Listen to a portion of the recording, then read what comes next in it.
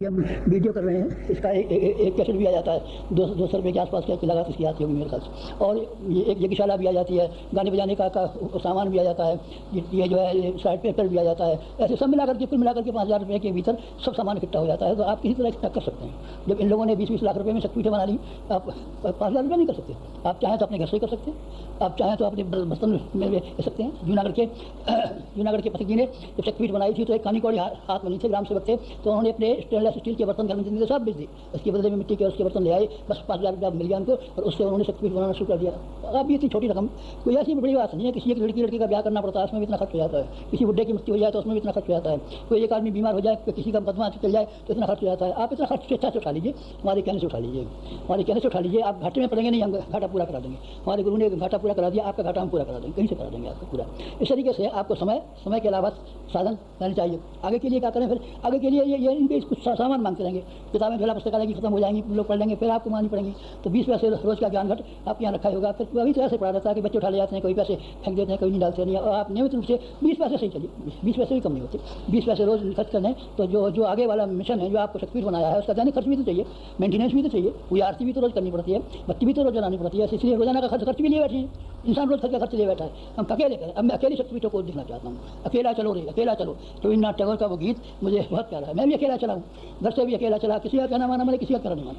न मैंने अपने भाइयों का कहना माना, न बाप का कहना माना, न माँ का कहना माना, न भैयों का कहना माना, न साली का कहना माना, न बहनों का कहना माना, किसी का कहना नहीं माना। और अपने आत्मा का और एक परमात्मा से, दो का कहना माना। आप भी ऐसे कर सकते हैं। आप कुछ समय नियमित रूप से लगा करके अपने आप को एक चलती फिरती शक्तिपीठों के रूप में बदल सकते हैं। चलती फिरती शक्तिपीठें कितनी चाहिए हमको? 10,000 चाहिए, हमारा मन है, वास्तव में मन है। 24 लाख आदमी हमें से 10,000 आदमी नहीं मिलेंगे, मिलने चाहिए मेरे ख्याल से। 10,000 प्रतिज्ञा वाले आदमी, वचन के धनी आदमी, सच्ची लगन वाले आदमी, ईमानदार आदमी, लोकहित के लिए जो अपने आप को समर्पित कर सके, ऐसे आदमी मेरे ख्याल से 10,000 मुझे मिल जाने चाहिए। बस हमारी एक ही महत्वाकांक्षा कामना रह गई है कि हमारी गायत्री जयंती बन जाए, ऐसी गायत्री जयंती बने, ऐसी गायत्री जयंती बने जिसमें परलोक में भी हम याद क्या करें आप लोगों को। अब ये युग संधि के दिन है, थोड़े से दिन है। आपका शरीर का क्या पता कब तक जिए कब तक नहीं जिए, लेकिन युग संधि के लिए 15 वर्ष हैं, ये आपसे बराबर समय चाहते हैं। 15 वर्ष बाद छुट्टी भी कर सकते हैं आप। 15 वर्ष तो आप काम कर दीजिए। हमारा 25 वर्ष गवर्नमेंट की नौकरी करनी पड़ती है, आप 15 वर्ष हमारी कर दीजिए। 4 घंटे रोज के हिसाब से, अथवा कम से कम 2 घंटे रोज के हिसाब से नियमित रूप से लगा दीजिए। एक नंबर 2, आपके पास कुछ सामान होगा भी, शायद कोई एक अच्छा प्रकार वगैरह पड़ा होगा तो उसके दाम कम हो जाएंगे। ये दिल्ली से सब सामान मिल जाता है। आप 5,000 के लगभग, अथवा जो सामान हो उसको काट करके 2,000-3,000 जो भी कुछ हो वो एक मुश्त रकम का इंतजाम कर लीजिए और अपने ज्ञान घट को घर से आप शुरू कर दीजिए और अपने काम में लगाइए। या भेज देना, यहाँ मत भेजना। आप अपनी संस्था को, आप भी तक शक्तिपीठ हो गए। अब हम 10,000 शक्तिपीठ बनाएंगे, ना साड़ की शक्तिपीठ बनाएंगे, चलती फिरती शक्तिपीठ बनाएंगे, बोलती चालती शक्तिपीठ बनाएंगे, काम करती हुई शक्तिपीठ बनाएंगे, भावनाशील शक्तिपीठ बनाएंगे, पत्थर की चूने के ईंट की तरह बन गई। आप स्वयं काम शुरू करिए। हमारे यहाँ कार्यकर्ता सब ये कहते हैं, कार्यकर्ता की ओर आप देखिए, सिर्फ हमारी ओर देखिए और अपनी ओर देखिए, दो की ओर देखिए। मत आप कमेटी की ओर देखिए, मत मीटिंग की ओर देखिए, मत शक्तिपीठ की ओर देखिए, मत सम्मेलन की ओर देखिए, मत सभा की ओर देखिए। आप अकेले काम शुरू करते हैं, बस अकेले कीजिए। अकेला मैं, अकेले आप, अकेले आप, अकेले हम। दो पागल जब मिलजुल के बैठेंगे तो कैसा मजा आएगा, कैसी मस्ती आएगी। मियाँ बीवी भी 2 आदमी होते हैं, उसमें भी कोई शामिल होता नहीं। न 2 मियाँ होते हैं और न 2 बीवियाँ होती हैं, एक मियाँ एक बीवी होती है। इसलिए आपसे एकाकी अपील है मेरी, आपसे व्यक्तिगत अपील है मेरी। आप व्यक्तिगत रूप से अकेले एकाकी, बिना किसी की सहायता और अपेक्षा के। पहले हमने स्वाध्याय मंडल बनाए थे, उसमें ये शर्त थी कि 5 सहयोगी इकट्ठे कर लीजिए। अब इसमें क्या शर्त है? कोई शर्त नहीं, आप अकेले काम कीजिए, बस अकेले काम कीजिए। अकेले काम कर सकेंगे तो आप हीरों के हार हो जाएंगे। हीरों का हाथ पहन करके अपनी छाती से लगाए रहेंगे, आपको अपने कलेजे से लगाए रहेंगे। आपको भूल जाएंगे, हम संभाल के रखेंगे। बाबा रात को कोई चोर चुरा लेगा तो कैसे हो जाएगा? इसको हम तिजोरी में रखेंगे, लॉकर में रखेंगे, बहुत साफ करके रखेंगे इसको। इसका गंदा ध्यान रखेंगे। इतना हीरे हमारे पास, हीरे की अंगूठी होती है तो आदमी ध्यान रखते हैं। हीरे के ये क्या नाम, नाक की लौंग औरतों के पास होती है, उसका ध्यान रखती है, वक्त कोई ध्यान आती रहती है। और आप हीरे अगर हमारी निगाह में रहेंगे और हमारे सामने रहेंगे तो आपको हम याद नहीं करेंगे, आपको संभालेंगे नहीं, तो आपके लिए कुछ देंगे नहीं, आपके लिए भी कुछ देंगे। हमारे पास कुछ चीज़ें हैं तो हम बहुत दिन से तलाश करते फिर रहे हैं। ये इस बार एकांत साधना से भी कुछ प्राप्त कर रहे हैं। पहले भी हम प्राप्त करते रहे हैं, पहले भी हमने दिया है लोगों को। पर क्या दिया है? किसी को बेटा दे दिया, किसी का मुकदमा जितवा दिया, किसी का खांसी दूर कर दिया। अरे तो बाबा इससे क्या बना, कुछ बना क्या? इससे क्या बना? 2 वर्ष पहले मर जाता तो क्या? नौकरी में तरक्की करा दी। अगर आपको 100 रुपये ज़्यादा हो गया, 100 रुपये कम मिलते तो जिंदा रहते कि नहीं रहते? और गरीब लोग दुनिया में जिंदा है कि नहीं जिंदा था? वो तो मखौल था जो आपको दिया और जो आपने लिया अब तक हमसे, वो एक दिल्लगी बाजी थी। बच्चों को बहका देते हैं गुब्बारा ला करके। की तरीके से आपको बहका दिया, सिटी की तरीके से बहका दिया, छोटी छोटी टॉफी वाला जूस लेकर के बहका दिया। और अब हमारे पास कुछ ज़्यादा माल है, ज़्यादा संपत्ति है। स्वामी रामकृष्ण परमहंस मरे थे, विवेकानंद के सर के ऊपर अपनी लात रख करके और ये दे गए थे, मेरे पास जो शक्ति है उसको तेरे लिए स्थानांतरित कर दी। पर पात्रता तो चाहिए, आप पात्रता तो इतनी भी नहीं करना चाहते। आप तो बहकाना चाहते हैं, प्रणाम करना चाहते हैं और फूलमाला पहनाना चाहते हैं और हमारे फोटो के ऊपर आरती उतारना चाहते हैं और ये करना चाहते हैं। ये बेकार की बात है। दंडकमंडल तो आप करना चाहते हैं, ऐसे बच्चों को बहकाते हैं। भगवान को बहकाइए, भगवान पागल आदमी है। शंकर जी को बहकाइए, बेल के पत्ते चढ़ा लीजिए और मनोकामना पूरी करा लीजिए। हमको बहकाइए मत, हम तो कीमत चाहते हैं आपसे। गिव एंड टेक का व्यवहार हमको पसंद है, हमारे गुरु को भी पसंद है। हमने दिया है और उसने हमको दिया है। हमने उसको दिया और उसने हमको दिया है। दोनों में लड़ाइयाँ होती रही। उन्होंने कहा तुझे कुछ चाहिए, हम तुझे पूछे तुझे कुछ चाहिए, तुझे कुछ चाहिए तो हमारे पास जो है सो हमने ला करके उसके हवाले कर दिया। उसने कहा हमने हमारा जो तप है 600 वर्ष का वो हमने तेरे हवाले कर दिया। हवाले कर दिया तो मित्र हम इस हिसाब से कुछ बड़े बने बैठे हैं। शरीर में क्या है, हमारे में मांस में क्या है, इतना बड़ा जो काम कर बैठे, उस सारे का सारा काम कर बैठना भगवान की शक्तियों का स्थानांतरण होने का काम है। आप भी कुछ चाहते हैं कि हमसे, आप भी लगेंगे क्या आप हमसे? स्वाति की बूंदों का आपने ब्यौरा सुना है क्या कि स्वाति की बूंदें सीप में पड़ जाती हैं तो मोती बन जाते हैं, वंशलोचन बन जाते हैं, केले में कपूर बन जाती हैं। सुना है क्या आपने? आपने पारस पत्थर की कहानी सुनी है क्या आपने? पारस पत्थर की कहानी सुनी है तो फिर आइए। आप लोहा हैं तो हम आपको छाती से लगाएंगे, कड़े से लगाए तो आप लगा लीजिए। तो कीमत तो चुका मक्कार कहीं का नहीं। प्रणाम करता है और दुनिया भर के वरदान मांगता है। ऐसे पागल कहीं और से देखना।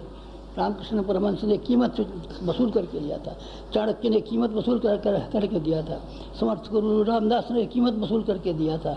और हम भी भाई साहब वो परंपरा को बिगाड़ नहीं सकते। बिना कीमत के देकर के मुफ्तखोरों को, लूटमारों को, जेबकटों को अपनी दौलत दे जाएं, कैसे दे जाएंगे? प्यार दे जाएं, कैसे दे जाएंगे? जेबकटों को नहीं दे सकते।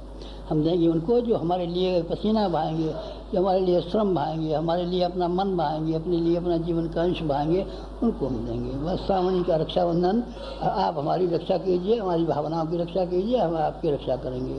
बस ये श्रावणी का पर्व कितना शानदार पर्व, कितना अच्छा पर्व, कितना खुशी का पर्व। ये पर्व हम भी मनाते हैं इस उम्मीद के साथ कि हम 10,000 लोग निकाल लेंगे। इस साल हरिद्वार का कुंभ भी है, फिर हम उनको 10,000 लोगों को कुंभ के मौके पर देख भी लेंगे। 2.5 महीने का है, 12 वर्ष बाद जो कुंभ आता है वो है। ये 2.5 महीने चलेगा, वहाँ से चलेगा, जनवरी से चलेगा, जनवरी से मार्च अप्रैल तक चलेगा। तो वहाँ उस कुंभ के मेले पे हम आपको बुलाएंगे कैसे हीरो को चलते वक्त फिर एक बार फिर देखेंगे। पहले आप शिविरों में आगे से आ गए, लेकिन अगर आप हीरे हो गए हैं तो आप हीरे होकर के फिर कुंभ के मेले पर एक दिन के लिए आना। फिर आपको हम देखेंगे और छाती से लगा लेंगे। बस अब ये हमारी कामना है। ये रक्षाबंधन का आज का संदेश यही समाप्त। ओम शांति।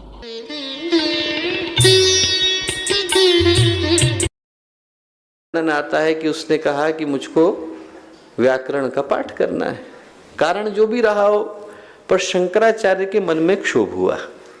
क्षोभ ये हुआ कि व्यक्ति मृत्यु के कगार पर है और अभी तक इसके मन से संसार की आसक्ति गई नहीं। तो उस क्षोभ में उनके हृदय से एक स्तोत्र फूटा, जिसको हम लोग चरपट पंजरिका स्तोत्र कहते हैं। उसमें बोले वो, दिनमपि रजनी सायं प्रातः शिशिर वसंतो पुनरायाता। दिन आता है, रात आती है, सुबह आती है, शाम आती है। शिशिर वसंत, इसी तरह से मौसम बदल जाते हैं। दिनमपि रजनी सायं प्रातः शिशिर वसंतो पुनरायाता कालः क्रीडति गच्छत्यायो तदपि न मुंचत्याशवायो। काल जो है, मृत्यु है, वो क्रीड़ा में, खेल खेल में मनुष्य की आयु को खा रही है। तब भी व्यक्ति मन में आशा लगा करके बैठता है कि मैं तो अमरता लेकर के आया हूं और जीने वाला हूं। अंगम गलितम पलितम मुंडम, अंग गल गए हैं। उस व्यक्ति से बोले, अंगम गलितम पलितम मुंडम, अंग गल गए, बाल झड़ गए। दशन विहीनम, दांत है नहीं, जातम तुंडम, बोला जा नहीं रहा। अंगम गलितम पलितम मुंडम, दशन विहीनम, जातम तुंडम, वृद्धो याति गृहीत्वा दंडम, वृद्ध हो गया है, हाथ में डंडे का सहारा लेकर के चल रहा है। तदपि न मुंचत्य आशा पिंडम, तब भी व्यक्ति आशा के पिंड को त्यागता नहीं। भज गोविंदम भज गोविंदम गोविंदम भज मूढ़मते। बोले भगवान को कभी याद करेगा? फिर बोले यावद जीवो निवसति देह, जब तक शरीर के अंदर प्राण है, कुशलम तावत पृच्छति के, तब तक उसकी कुशलता की कामना हर एक को है। गतवती वायो देहा पाए भार्या बिभ्यति तस्मिन का है। जैसे ही शरीर से प्राण गया, वो जो लाश है उसके साथ वो पति जिसने जीवन भर उस पत्नी के साथ जीवन गुजारा होगा, या वो पत्नी जिसने जीवन भर उस पति के साथ अपना जीवन गुजारा होगा, वो उस लाश के साथ एक रात गुजारने को तैयार नहीं होते हैं। डरावना हो जाता है वो शरीर जिसके साथ आपने जीवन गुजारा होता है, जो कीमत। फिर मैं बांसुरी बन गया हूं और मेरे माध्यम से जो भी बजेगा वो भगवान का ही राग होगा। जिसने अपने आप को भगवान के यंत्र के रूप में सौंप दिया, फिर भगवान उसके माध्यम से जो बजाए वो भगवान की इच्छा। महर्षि अरविंद ने एक बहुत प्यारी बात लिखी है और बहुत कीमती बात लिखी है। क्या लिखा है? ये लिखा है कि यदि भगवान के आदेश पर व्यक्ति हत्या करने को तैयार नहीं होता है, तो अभी उसके अंदर श्रद्धा का उद्भव नहीं हो पाया है।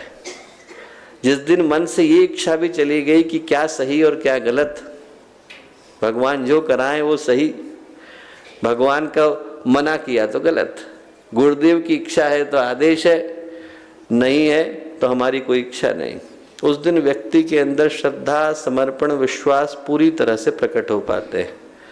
और जब श्रद्धा आती है दोस्तों तो क्या होता है? श्रद्धा आती है तो व्यक्ति के मन में अटूट विश्वास को जन्म दे करके जाती है। एक ऐसे विश्वास को जन्म दे करके जाती है जिसकी परीक्षा कोई कितने भी तरीके से कर ले और कहीं से भी कर ले। हम लोग सोच करके देखें कि प्रहलाद की जगह पर यदि हम लोग बैठे हों तो इससे कठिन परीक्षा तो हो नहीं सकती।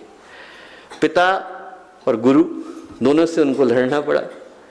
पिता त्रिलोक के स्वामी थे, गुरु तंत्र के अधिष्ठाता थे, और इन दोनों से 4 साल के बालक को लड़ना पड़ा। भगवान के प्रति विश्वास के अलावा और प्रहलाद के पास था क्या? मौसी जो है वो आग में लेकर के उतर गई। व्यक्ति को आप सोच करके देखिए, हाथी के नीचे दबा दिया गया, जहर पिला दिया गया, पहाड़ी से धक्का दे दिया गया, पानी के अंदर डुबा दिया गया, दोस्त अपने नहीं रहे, सब पराये हो गए। और ऐसी स्थिति में भगवान के प्रति भरोसे के अलावा प्रहलाद के पास कुछ नहीं था। व्यक्ति के पास जब भगवान के प्रति भरोसा आता है, गुरु के प्रति भरोसा आता है, अटूट विश्वास आता है, ऐसा विश्वास आता है कि दुनिया की कोई भी ताकत आ जाए, परेशानी आ जाए, तकलीफ आ जाए, हमारे पीछे तो गुरुदेव खड़े, दिक्कत किस बात की? यदि हम जा रहे होते लड़ने तो हमें परेशानी होती, पर जब गुरुदेव के साथ जा रहे हैं हमें तो कुर्ता पकड़ करके चलना है, हमें क्या दिक्कत है? वो है ही वहां। यदि मन के अंदर व्यक्ति के विश्वास आ जाता है तो आप मान करके चलिए कि संसार की ऐसी कोई समस्या नहीं जो हमें समस्या के रूप में नजर आएगी।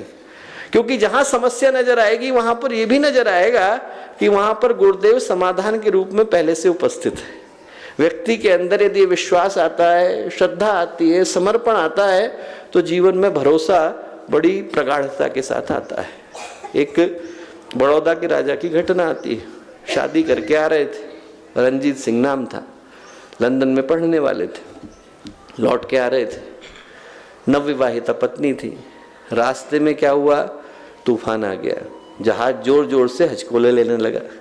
जहाज का कप्तान भी घबरा गया, बोला कि साहब जिसको जो लेना है वो ले और लेकर के पानी में कूद जाए, जहाज तो डूबने वाला है। पत्नी ने पति को देखा तो देखा, वो तो ध्यान लगा करके बैठे। पत्नी को बड़ा आश्चर्य हुआ, बोले जहाज हिचकोले खा रहा है और आप जो है ध्यान लगा करके बैठे हैं। बोले आपको डर नहीं लग रहा? बोले नहीं। क्यों? पति ने तुरंत अपनी तलवार निकाली और पत्नी की गर्दन पे रख दी। बोले आपको मजाक सूझ रहा है? यहाँ पर जो है जहाज हिचकोले खा रहा है, तूफान आया हुआ है, आप ये तलवार मेरे गर्दन पे लगा करके बैठे हैं। बोले क्यों, आपको डर नहीं लग रहा है? पति ने पूछा। बोले डर क्यों लगेगा, आप मेरे पति। तो राजा बोले फिर मुझे डर क्यों लगेगा, वो मेरा पिता है। ये जिसने तूफान लाया है वो तूफान रोकना भी जानता है। यदि व्यक्ति के अंदर ये भरोसा आ जाए कि यदि जिंदगी में तूफान आ रहे हैं तो जो तूफान लाना जानता है वो तूफान थामना भी जानता है। यदि हमारे जीवन में संकट आते हैं तो जो संकट लाना जानता है वो संकट का समाधान ढूंढना भी जानता है। ऐसा नहीं है कि वो दो चीजें दो अलग अलग जगहों से आ रही हैं। जिसके अंदर ये भरोसा आता है उसके जीवन में समस्याएं आती हैं तो समाधान का स्वरूप लेकर के आते हैं। एक कहानी आती है अर्जुन की, बहुत प्यारी। ये घटना तो हर एक को पता है कि जब अर्जुन छोटे थे तो उनकी परीक्षा ली गई। कैसे ली गई? एक तालाब के अंदर पेड़ था, पेड़ के अंदर जो है शाखा से जो रस्सी बांध दी गई, रस्सी में चक्र लगा दिया गया, चक्र को घुमा दिया गया, उसमें मछली को लटका दिया गया। अब मछली की आंख पे निशाना लगाना है और वो भी सीधे नहीं लगाना है, पानी के अंदर प्रतिबिंब देख करके लगाना है। हर एक से पूछा गया, हर एक ने कहा मुझको बादल दिख रहा है, मुझको पेड़ दिख रहा है, शाखा दिख रही है, मछली दिख रही है। अर्जुन ने कहा कि साहब मुझे मछली की आंख के अलावा और कुछ नहीं दिख रहा है, तीर चला तेरा लगेगा। उनके गुरु ने बोला। ये कहानी हर एक को पता है। कहानी का दूसरा पक्ष, जब पांडवों ने खांडव प्रस्थ बनाया तो बनाने के बाद क्या हुआ, कौरवों को बुलाया। अब कौरव जब वहां पर आए तो कौरवों के मन में से अभी भी कुमति तो गई नहीं थी। तो कौरवों ने कहा कि साहब आज भी हम परीक्षा लेकर के देखते हैं कि अर्जुन, वैसा ही सब व्यवस्था बना दी गई। एक पानी ढूंढा गया, पानी में पेड़ ढूंढा गया, पेड़ में शाखा दी, शाखा में चक्र लगाया और चक्र के अंदर मछली को बांधा और चक्र को घुमा दिया। इस बार उनने एक चालाकी करी। क्या? पानी के अंदर लहरें पैदा कर दी। प्रतिबिंब बनेगा नहीं तो देखोगे कैसे, और देखोगे नहीं तो लगेगा कैसे। अब अर्जुन ने घबरा करके भगवान को याद किया। भगवान आए, भगवान ने कहा चिंता की बात नहीं अर्जुन, पूरी एकाग्रता के साथ तुम जो है निशाना लगाओ।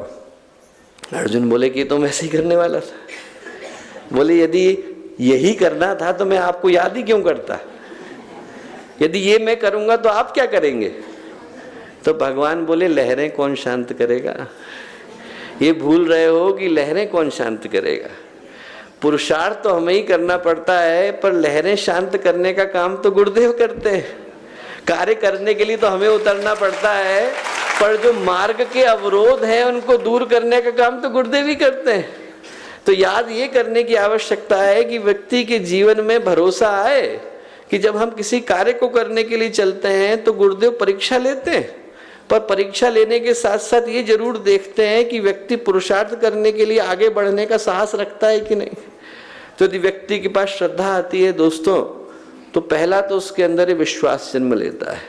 दूसरा, श्रद्धा आती है तो उसको भगवान की आवाज़ सुनाई पड़ती है, क्योंकि भगवान की आवाज़ हर एक को सुनाई पड़ती नहीं। सूरज का जब प्रकाश उतरता है तो पहले चोटियों पे जाता है, धीरे धीरे करके घाटियों में उतरता है। भगवान जब आते हैं तो उनका दर्शन, उनके स्वरूप को वही देख पाते हैं जिनके अंदर भगवान को देखने का, उनको सुनने का भाव और साहस होता है। उसी दरबार में जहाँ पर भगवान ने अपने विराट रूप को दिखाया, वहाँ पर 1.5 पेज तक तो दुर्योधन यही पूछता रह गया है कि भगवान कहाँ खड़े हैं, और वहीं पर विदुर को भगवान के विराट रूप के दर्शन हो गए। दिखते उन्हें ही है भगवान जिनके अंदर देखने की आंखें होती हैं। भगवान की आवाज को सुन वही पाते हैं जिन पर भगवान की आवाज को सुनने के कान होते हैं। श्रद्धा की आंखें हो और विश्वास के कान हो तो व्यक्ति को भगवान दिखाई भी पड़ते हैं, सुनाई भी पड़ते हैं। जो श्रद्धा जागती है, समर्पण आता है, विश्वास आता है, तो व्यक्ति के अंदर इस भाव को जगा करके जाता है कि वो महसूस कर पाता है कि भगवान हमसे चाहते क्या हैं। क्योंकि भगवान रोज आवाज लगाते नहीं, एक युग में एक ही बार भगवान को रोज आवाज लगाने की आदत नहीं। एक युग में एक बार भगवान आवाज लगाते हैं। अंतिम बार आवाज लगाई थी तो कब लगाई थी? जब भगवान कृष्ण के रूप में आए थे। और किसी बड़े काम के लिए लगाई थी क्या? छोटे काम के लिए लगाई थी। पहाड़ी उठानी है, आप लोग लाठी लेकर के आ जाओ। भगवान राम के रूप में आए तो किसी बड़े काम के लिए आवाज लगाई नहीं, पानी पे पुल बनाना है, आप लोग पत्थर लेकर के आ जाओ। वो समुद्र तो भगवान की भौएं टेढ़े होने के बाद रास्ता निकालने को खुद ही तैयार था। वो गोवर्धन भगवान की कानी उंगली से खुद ही उठने को तैयार था, पर भगवान बाकियों को लेकर के आए ताकि उनके अंदर अपनी लाठी को लगाने का भरोसा आ सके। ताकि उनके अंदर अपने पत्थरों को उछालने पर भरोसा आ सके।